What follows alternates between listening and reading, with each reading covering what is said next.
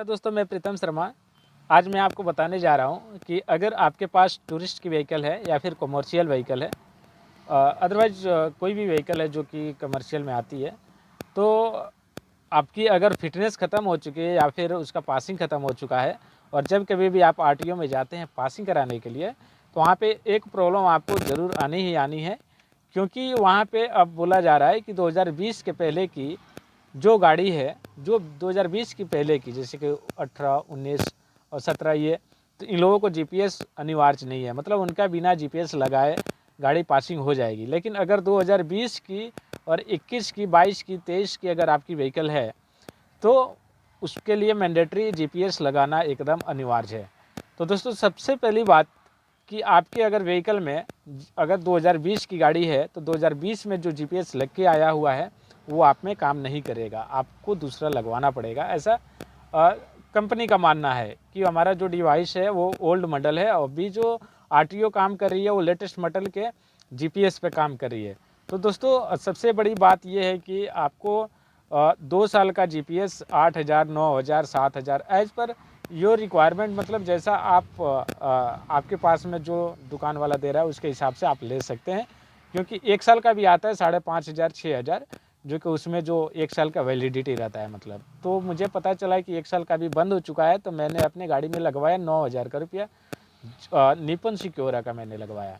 तो दोस्तों, सबसे पहली बात कि मैंने कंपनी से ये भी बात किया कि सर मेरे में अगर पहले से जो पैनिक बटन लगा हुआ है उसी को आप रिन्यूअल कर दीजिए। तो उन्होंने बोला कि नहीं सर, जो पहले से लगा हुआ है वो अभी काम नहीं कर रहा है, आपको लेटेस्ट मॉडल का निपन सिक्योरा का और या फिर जो भी जीपीएस लेटेस्ट का लगाना पड़ेगा। और 1 साल का बंद हो गया है, 2 साल का आप लगवा लो। और 2 साल का मुझे पड़ा 9,000 रुपया। और इसमें एक और बात थी कि जब मैंने गाड़ी एजेंसी से निकाला, तो उस टाइम पे मेरे गाड़ी में जो कंपनी का जीपीएस लगा हुआ था वो निपन सिक्योरा का लगा हुआ था। और फिर मैंने उसी कंपनी में बात किया जीपीएस लगाने के लिए, तो उन्होंने बोला है कि 9,000 रुपया, 9,500 रुपया 2 साल का रेट है और मेरे ही कंपनी का उसमें लगा हुआ है, तो मैं आपको 1,000 का डिस्काउंट दे दूंगा। क्योंकि पैनिक बटन आपका वही रहेगा जो पहले से लगा हुआ है, मैं केवल डिवाइस उसमें से का चेंज कर दूंगा, मतलब चेंज मतलब नया डाल दूंगा। तो और दोस्तों, ये बात हो गई, तो मुझे 8,500 रुपया का 2 साल का जीपीएस मुझे पड़ा। अब दोस्तों, सबसे बड़ी बात ये आ रही है कि अगर आप कोई भी जीपीएस अगर कहीं से ख़रीद करके या किसी कंपनी से आप लगवा लेते हैं, तो पहली बात होती है कि केवल जीपीएस लगवा लेना ही, उससे ही आपका काम नहीं हो जाएगा। क्योंकि वो जो जीपीएस आपकी गाड़ी में फिट होता है उसको कंप्यूटर से पुशअप भी कराना पड़ता है, आरटीओ में जा कर के उसको पुशअप कराना पड़ता है। मतलब कि वो जो जीपीएस आता है एक सीरियल नंबर के हिसाब से आता है और वो सीरियल नंबर आपके व्हीकल के ऊपर चढ़ाया जाता है कंप्यूटर से। तो दोस्तों, मैं ये भी बता देना चाहता हूँ कि अगर आप आरटीओ में जा रहे हैं पुशअप कराने के लिए, तो पहले आपको बोला जाएगा कि आपके व्हीकल पे जो पहले से जीपीएस लगा हुआ है, जो पैनिक बटन लगा हुआ है, उसको आप अनटेक कराइए। मतलब आपके गाड़ी पे जो जीपीएस पहले से लगा हुआ है उसको अनटेक कराइए, मतलब कंप्यूटर से अनरजिस्टर्ड कराइए।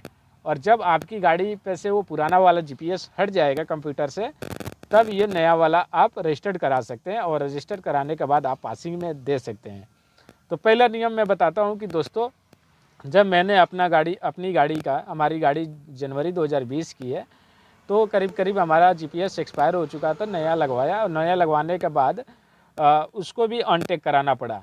तो अनटेक कराने के लिए उस टाइम पे नियम था कि आप कंपनी में मेल कर दीजिए, जिस कंपनी से आपका जीपीएस लगा है उस कंपनी के वैकेंट टीम का मेल आईडी लेकर के उस पर आप मेल कर निकला है कि एक और मेरे दोस्त हैं जिनकी उनकी भी गाड़ी जनवरी 2020 की है, तो उनको भी अब पासिंग के लिए जाना था, तो वो अपना जीपीएस लगवा रहे थे।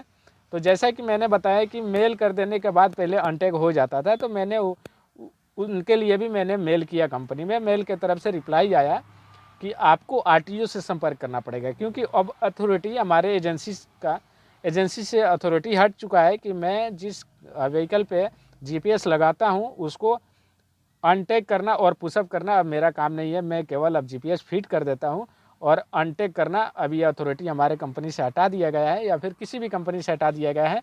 अब जब भी आप अगर जीपीएस लगवा रहे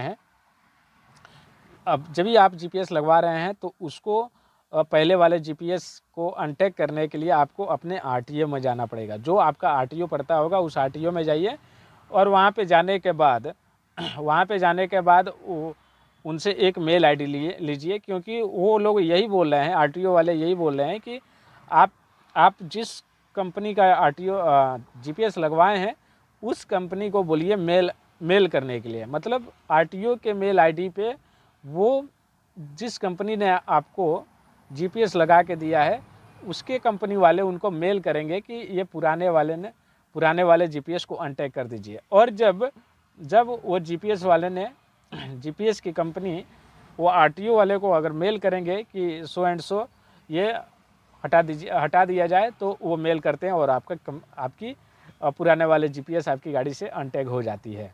और अनटैग हो जाने के बाद आप वापस वो जो जीपीएस नया वाला लगाए हैं, नया वाला जीपीएस लगाने के बाद आपको वापस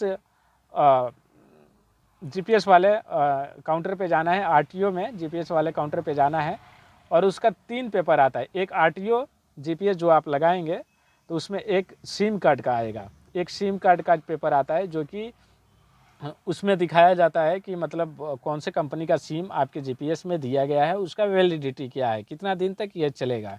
और दूसरी पेपर आती है कि वो आरटीओ के पर्पज़ के लिए होती है। और तीसरी एक और आता है, लेटर आता है। तो ये 3 पेपर आपको साथ में रखना है और ये 3 पेपर आपको और आरसी के साथ में लेके जाना है और आरटीओ ऑफिस में लेकर जाना है। और जहाँ पे जीपीएस का काम होता है, जिस काउंटर पे जीपीएस का काम होता है उस काउंटर पे लेके जाना है और बोलना है कि यहाँ पे मेरा जीपीएस को पुश करना है।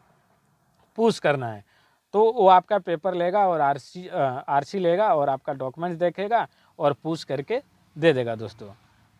तो यही मैं बताना चाहता था कि कैसे कैसे उसको मेल किया जाता है, वो भी मैं आपको इस वीडियो में आगे दिखा देता हूँ। और कौन से काउंटर पे जाने के बाद आपका काम होगा। तो सबसे बड़ी बात यही है कि दोस्तों आप कैसे इस प्रॉब्लम से बच पाएँ और आसानी से आप अपने व्हीकल का जीपीएस रिन्यूअल करा सकें। थैंक यू दोस्तों, नमस्कार।